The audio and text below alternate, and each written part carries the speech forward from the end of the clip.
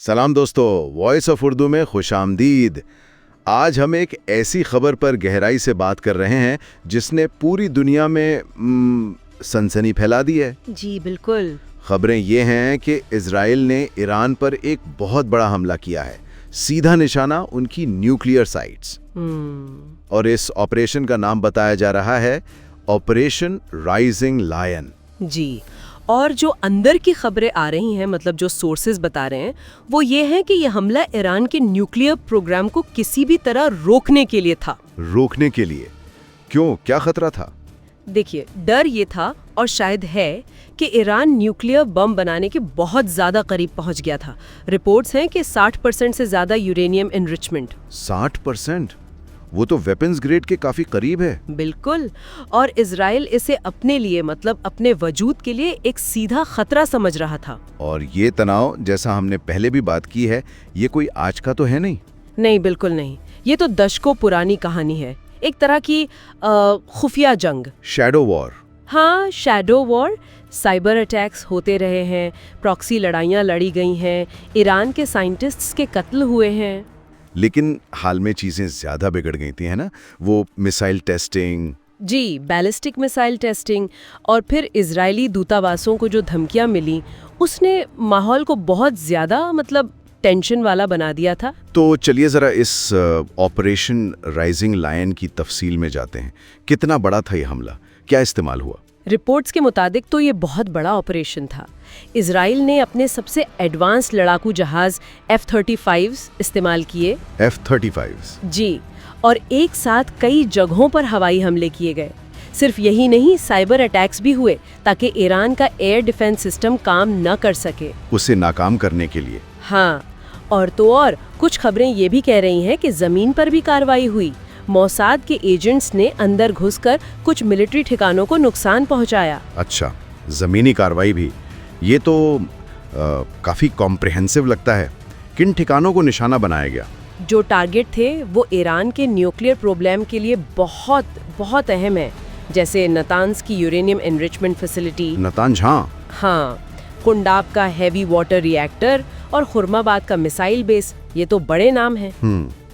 इनके अलावा military headquarters, IRGC यानी इस्लामिक रेवोल्यूशनरी गार्ड कॉर्प्स के एयर बेस, यहाँ तक कि कुछ न्यूक्लियर साइंटिस्ट के घरों को भी टारगेट करने की खबरें हैं। और जो सबसे चौंकाने वाली खबर आ रही है वो कमांडर्स के बारे में है। जी, वो खबर वाकई चौंकाने वाली है, हालांकि अभी पूरी तरह कंफर्म नहीं है। रिपोर्ट्स ये हैं कि ईरान के कई टॉप मिलिट्री कमांडर्स, हाँ, जिनमें IRGC के चीफ हुसैन सलामी और सीनियर जनरल गुलाम अली राशिद जैसे बड़े नाम शामिल हैं, वो इस हमले में मारे गए हैं। अगर ये सच है तो ये बहुत बड़ी बात है। बहुत बड़ी। और साथ ही कुछ आम शहरियों की मौत की भी दुखद खबरें आ रही हैं। जाहिर है इजराइल इसका क्या जवाब दे रहा है, उनका क्या कहना है? इजराइल का स्टैंड तो बहुत क्लियर है। प्रधानमंत्री नेतन्याहू ने साफ कहा कि ये उनके मुल्क के वजूद की लड़ाई है। वजूद की लड़ाई? जी, और उनका दावा है कि ईरान सिर्फ कुछ दिनों में 15 न्यूक्लियर बम बनाने की ताकत हासिल करने वाला था। 15? हाँ, 15। इसलिए उनका कहना है कि उनके पास एक तरफा कार्रवाई के अलावा कोई चारा नहीं था।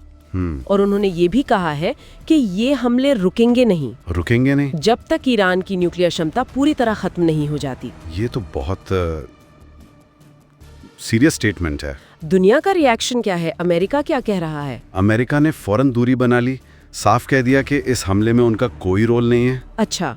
Secretary of state Marco Rubio का बयान आया कि ये इजराइल का अपना फैसला था, खुद का एक्शन था।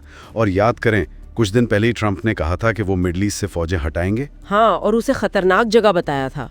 बिल्कुल। दूसरी तरफ UN सिक्योरिटी काउंसिल की इमरजेंसी मीटिंग बुलाई गई है।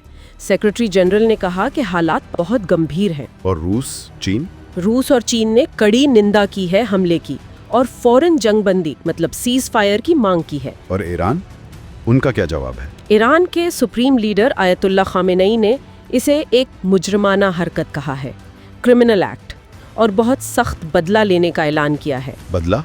जी, उनकी फौज को हाई अलर्ट पे रखा गया है। माहौल में जबरदस्त तनाव है। इसका असर तो फौरन दिख रहा होगा बाजारों पर, तेल की कीमतों पर। हाँ, फौरन ग्लोबल मार्केट में तेल की कीमतें 7-8% उछल गईं, $75 प्रति बैरल से ऊपर चली गईं। बाप रे। और स्ट्रेट ऑफ हॉर्मुज, जो तेल के लिए बहुत अहम रास्ता है, वहाँ रुकावट का डर बढ़ गया है। भारत में भी और दुनिया भर के स्टॉक मार्केट्स गिरे हैं। और इजराइल खुद भी तो अलर्ट पर होगा। बिल्कुल, इजराइल फुल वॉर अलर्ट पर है। उन्हें डर है कि ईरान मिसाइलों से जवाब दे सकता है।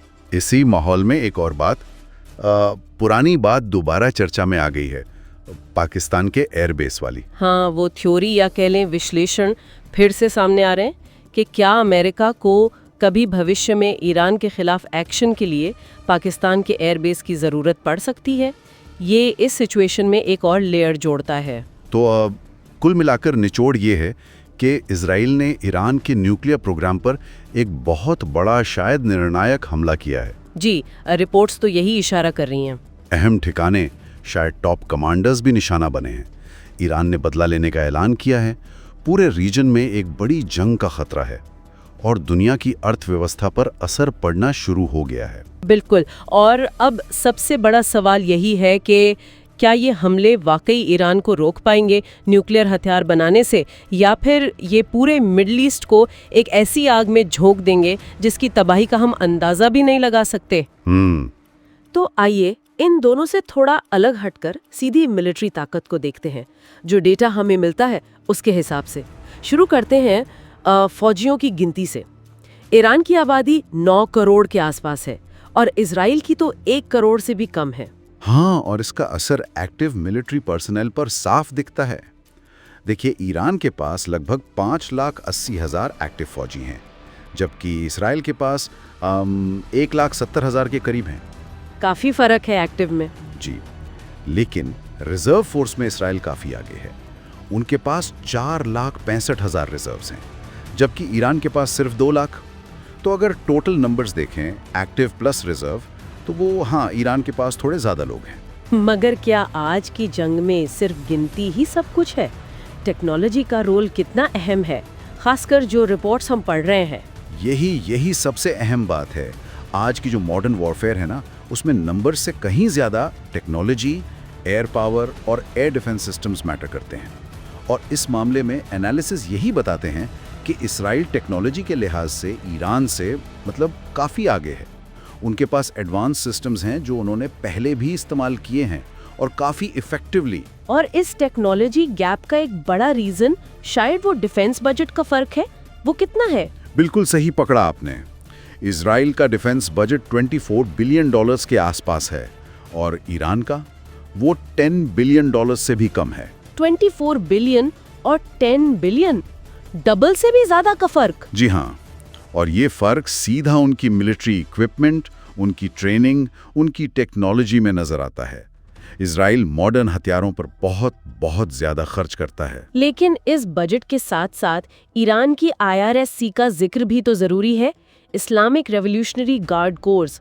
रिपोर्ट्स जैसे FTD की कहती हैं कि वो सिर्फ ईरान के ऑफिशियल बजट पर डिपेंड नहीं करते। ये एक बहुत ही अहम नुक्ता है। बिल्कुल, FDD यानी foundation for defence of democracies जैसी तंजीमें कहती हैं कि IRGC को फंडिंग के अलग सोर्सेज भी हैं। इसमें उनके अपने बिजनेस ऑपरेशंस हो सकते हैं, शायद दूसरे देशों में कुछ एक्टिविटीज़, ये सब शामिल हैं। और यही IRGC है जो रीजन में कई मिलिशिया ग्रुप्स को सपोर्ट करती है, ऑपरेट करती है। ये इजराइल के लिए एक बिल्कुल अलग तरह का चैलेंज है, सीधी जंग से हटकर। अच्छा, अब आते हैं फायर पावर पर, खास तौर से एयरफोर्स। नंबर्स देखें तो वहाँ ज़्यादा फर्क नहीं लग रहा। Israel 612 aircrafts, Iran 551। हाँ, नंबर्स क्लोज हैं, काफ़ी क्लोज हैं। लेकिन यहाँ फिर वही बात आ जाती है, टेक्नोलॉजी। देखिए, रिपोर्ट्स के मुताबिक इजराइल के पास F-15, F-16 और सबसे इम्पोर्टेंट F-35 स्टेल्थ फाइटर्स हैं।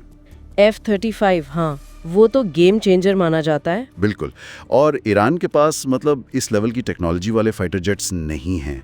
उनके पास जो हैं वो पुराने मॉडल्स हैं या कम केपेबल हैं, और उनके एयर डिफेंस सिस्टम्स को भी इजराइल के मुकाबले में कमज़ोर समझा जाता है। ठीक है, समंदरी ताकत, नेवी का क्या सीन है? दोनों मुल्कों की नेवी मतलब बहुत डोमिनेंट नहीं है इस रीजन में। ईरान के पास जहाज़ों 101 और सबमरीन्स 19 की गिनती थोड़ी ज़्यादा है, इजराइल 67 शिप्स 5 सब से। लेकिन शायद इस पूरे कॉन्फ्लिक्ट सिनेरियो में ना नेवल पावर इतना बड़ा डिसाइडिंग फैक्टर ना हो, फोकस कहीं और होगा। लेकिन ईरान की एक बड़ी ताकत उनकी मिसाइल कैपेबिलिटी मानी जाती है। इस पर रिपोर्ट्स क्या कहती हैं? वो तो काफी स्ट्रॉन्ग एरिया है उनका ना। जी हाँ, बिल्कुल।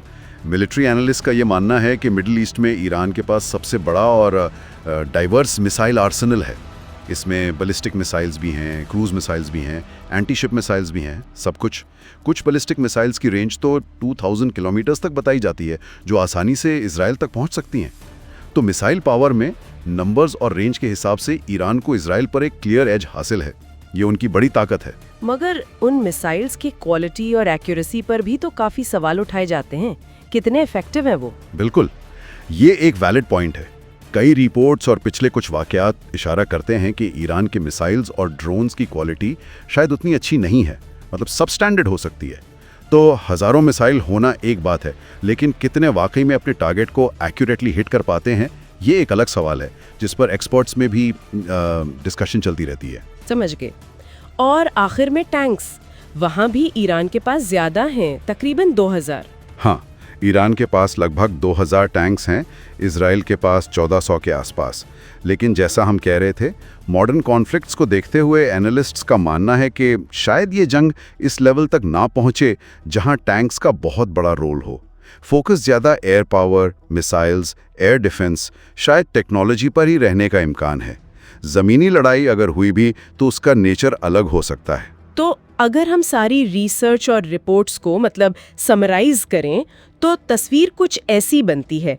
ईरान के पास नंबर्स है, फौजी, टैंक्स, मिसाइल्स, उनके पास मिसाइल रेंज है और IRGC जैसा एक नॉन कन्वेंशनल फोर्स मल्टीप्लायर है।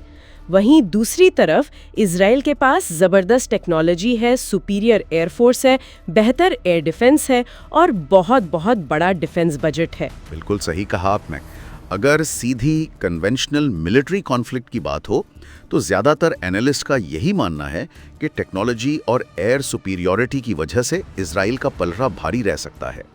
आजकल की जंग में देखिए, हवा में कंट्रोल बहुत ही अहम होता है। तो ये साफ है कि ऑन पेपर कंपैरिजन भी कितना कॉम्प्लिकेटेड है और असल में रिजल्ट तो कई और फैक्टर्स पर डिपेंड करेगा। जी हाँ, और यहाँ एक बात जो FAD की रिपोर्ट्स भी हाईलाइट करती हैं और जो सोचने वाली है वो ये है, अगर ये कॉन्फ्लिक्ट सीधी जंग के बजाय IRGC के जरिए लड़ी जाने वाली प्रॉक्सी वॉरफेयर की तरफ ज्यादा बढ़ता है, यानी मिलिशियाज का इस्तेमाल, एसिमेट्रिक टैक्टिक्स, तब इस पूरी सिचुएशन का अंजाम क्या होगा, ये एक ऐसा सवाल है जो शायद इस पूरे मिलिट्री कंपैरिजन से भी ज्यादा अहम हो सकता है। असल खतरा ये नहीं कि कौन जीतेगा, बल्कि ये कि ये कशीदगी काबू से बाहर ना हो जाए और दूसरे ममालिक इसमें शामिल ना हो जाएं। हाँ, या जैसा ईरान ने धमकी दी थी कि अमेरिकी असासों को निशाना बनाया जा सकता है, वो सूरत हाल बहुत खतरनाक होगी। तो आखिर में एक सोचने की बात, क्या ये मुमकिन है कि ये लड़ाई बराह रास्त जंग के बजाय प्रॉक्सी वॉर, साइबर हमलों और टारगेटेड स्ट्राइक्स की शक्ल इख्तियार कर ले? बिल्कुल मुमकिन है। टेक्नोलॉजी के फ़र्क और मिसाइल की पहुंच को देखते हुए शायद यही ज़्यादा इम्कान है।